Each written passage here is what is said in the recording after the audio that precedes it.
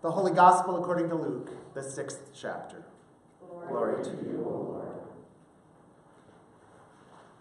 Jesus came down with the 12 and stood on a level place with a great crowd of his disciples and a great multitude of people from all Judea, Jerusalem, and the coast of Tyre and Sidon. They had come to hear him and to be healed of their diseases, and those who were troubled with unclean spirits were cured. And all in the crowd were trying to touch him, for power came out from him and healed all of them. Then he looked up at his disciples and said, "Blessed are you who are poor, for yours is the kingdom of God. Blessed are you who are hungry now, for you will be filled. Blessed are you who weep now, for you will laugh. Blessed are you when people hate you, and when they exclude you, revile you, and defame you on account of the Son of Man. Rejoice in that day and leap for joy, for surely your reward is great in heaven, for that is what their ancestors did to the prophets. But woe to you who are rich, for you have received your consolation. Woe to you who are full now, for you will be hungry. Woe to you who are laughing now, for you will mourn and weep. Woe to you when all speak well of you, for that is what their ancestors did to the false prophets." The Gospel of the Lord. Praise to you, O Christ. Please be seated.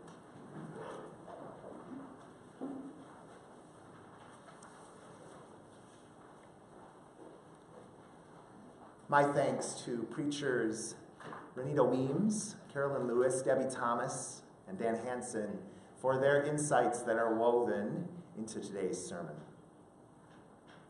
I want you to listen again to Jesus' blessings and woes from the Sermon on the Plain, this time from the Message, biblical rendition by author Eugene Peterson. Then Jesus spoke. "You're blessed when you've lost it all. God's kingdom is there for the finding. You're blessed when you're ravenously hungry. Then you're ready for the messianic meal. You're blessed when the tears flow freely. Joy comes with the morning. Count yourself blessed every time someone cuts you down or throws you out, every time someone smears or blackens your name to discredit me. What it means is that the truth is too close for comfort and that that person is uncomfortable. You can be glad when that happens. Skip like a lamb if you like, for even though they don't like it, I do, and all heaven applauds. And know that you are in good company. My preachers and witnesses have always been treated like this. But it's trouble ahead if you think you've got it made. What you have is all you'll ever get. And it's trouble ahead if you're satisfied with yourself. Yourself will not satisfy you for long. And it's trouble ahead if you think life's all fun and games. There's suffering to be met, and you're going to meet it. There's trouble ahead when you live only for the approval of others, saying what flatters them, doing what indulges them. Popularity contests are not truth contests. Look how many scoundrel preachers were approved by your ancestors. Your task is to be true, not popular. Or, as Martin Luther once preached, a religion that gives nothing, costs nothing, and suffers nothing is worth nothing.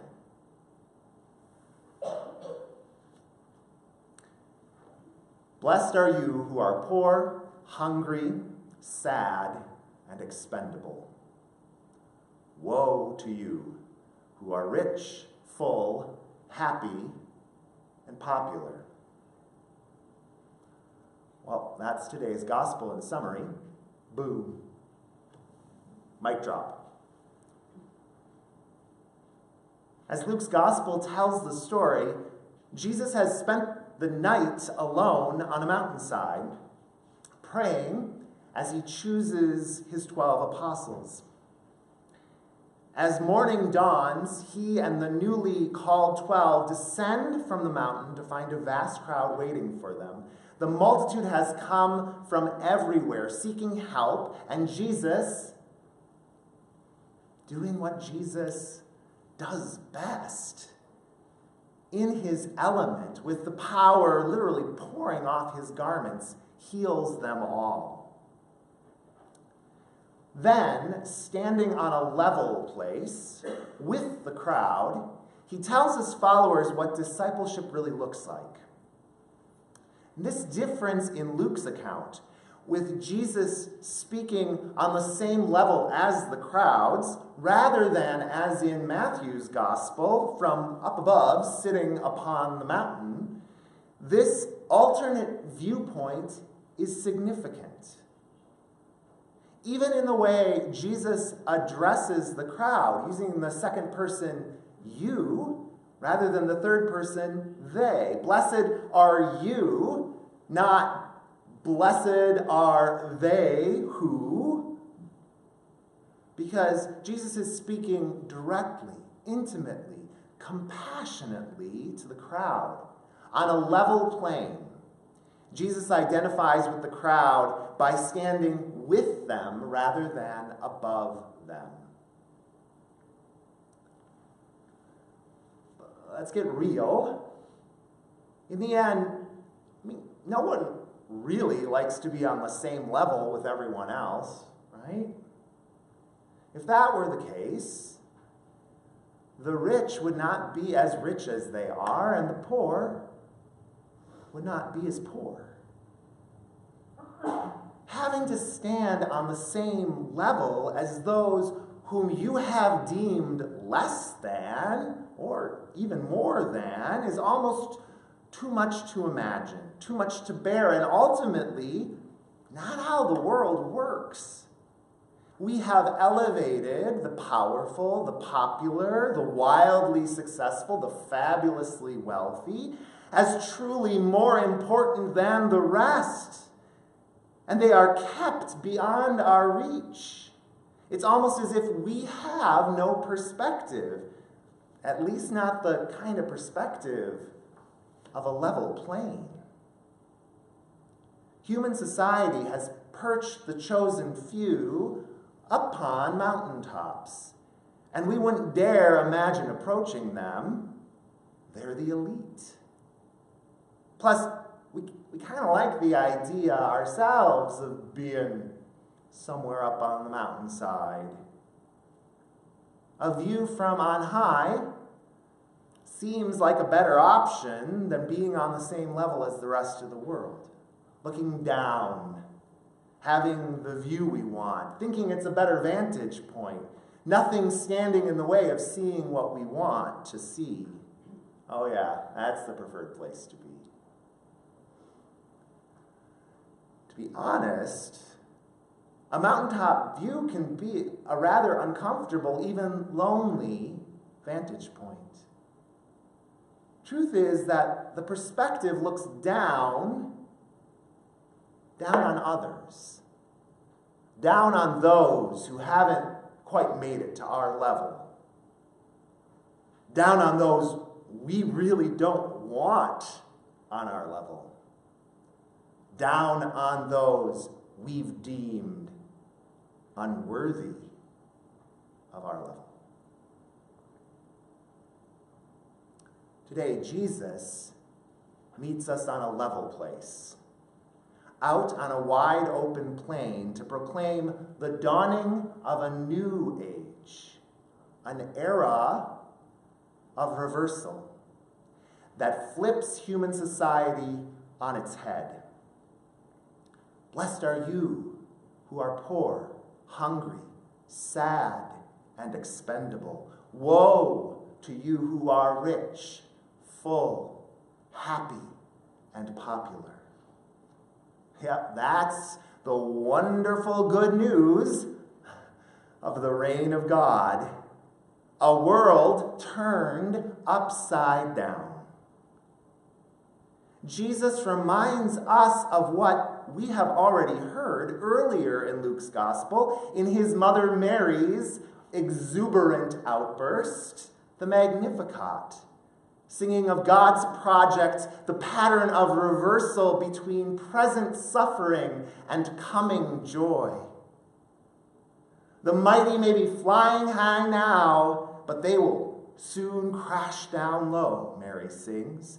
Those who are trampled down will be lifted up, the empty filled to brimming, and those whose bellies are full to bursting get a taste of nothing. That's Mary's song. And when Jesus preaches, woe to you, the woes proclaim that God has examined the human state of affairs, and God is displeased. An economy of blessing that sounds ludicrous, a reordering of priority and privilege that church and society find awkward, if not downright offensive. I personally really don't know what to do with this stinging social commentary. What I'm tempted to do, of course, is edit Jesus' words to make myself feel better. As in, he didn't really mean poor, did he? I mean, like homeless, dressed in rags, slum poor? Or hungry, like literally starving for bread? Also, he couldn't have meant sad people. So sad they are drowning in grief and hopelessness. People who burst into loud weeping in public, not the way respectable folks would do. Wouldn't it be cruel to call these kinds of desperate people blessed? Certainly not those unlikable, unpopular, unimportant people no one can blame me for avoiding. I mean, obviously, Jesus is exaggerating or speaking figuratively or kidding, right? I mean, come on. There must be some way that we can wiggle out of the woes column and kind of, sneak our way over into the blessings column. Right?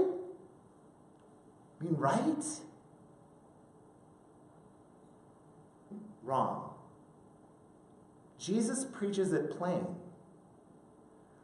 God's favor does not rest on the well-off, the well-fed, and the well-liked. It rests on those who have absolutely nothing to fall back on but God. No credit line, no nest egg, no fan base, no immunity. If you want to know where God's heart is, Jesus insists, look to the world's most reviled, wretched, starving, grieving, shamed, and despairing people. They are the blessed ones. They are the ones on whom God's promise of more and better rests. So what are we to do to this reading? What are we to do with this reading? And what is it doing to us? Are we going to wallow in grief? Romanticize poverty? Avoid happiness? I don't think so. The very fact that Jesus prefaces this hard teaching by alleviating suffering in every way possible, healing the sick, driving out evil spirits, means that Jesus does not validate misery for misery's sake. Indeed, Jesus' own ministry is all about healing, abundance, liberation, and joy. So, let's ask the question again. What are we, cozy and comfortable in our happy, healthy, well-fed, middle-class life, to do with this gospel? What then are we to say about these things? We might simply begin by admitting that Jesus is right. Jesus is right. I need to come clean about the fact that most of the time, I'm not especially desperate for God. I'm not keenly aware of God's active daily interventions in my life. I'm not on my knees with aching need and sorrowful longing and gratitude and love. After all, why would I be? Compared with the rest of the world, I'm rich. I live in a comfortable house. I have good health insurance.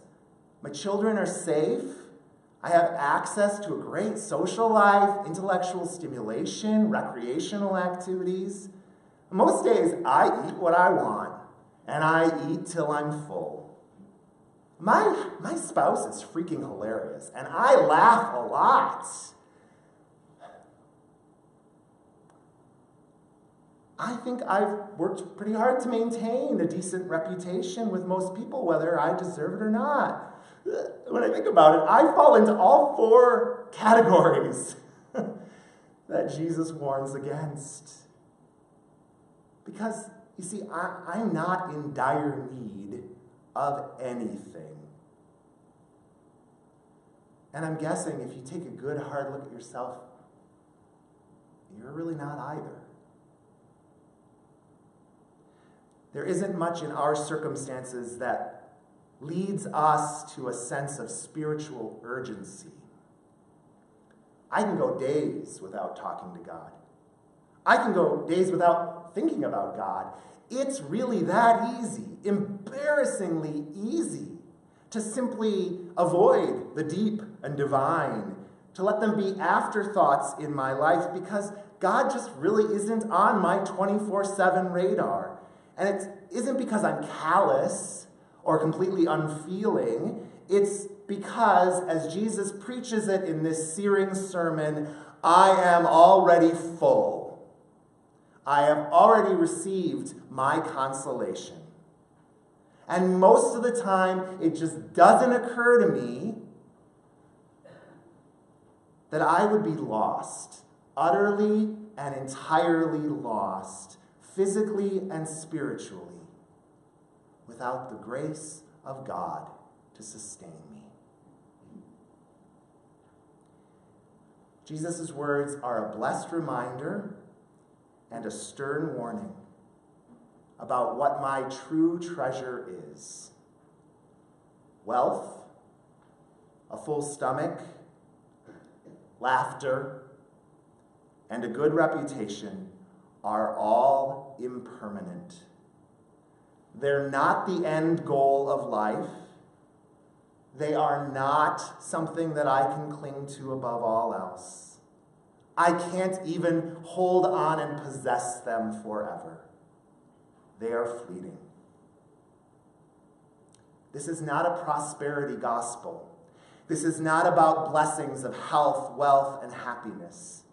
This is a teaching so costly, so jarring, so undesirable that most of us will do anything to domesticate or simply ignore it. Blessed are you who are poor, hungry, sad, and expendable. Why? Because you have everything to look forward to. Because the reign of God is yours. Because God is the God of those who have nothing but God. Let us pray. God, help us to hear what this sermon is saying. Help us not to squirm away. Help us somehow to sit with woe and to learn the meaning of blessing. And let all God's people say, Amen.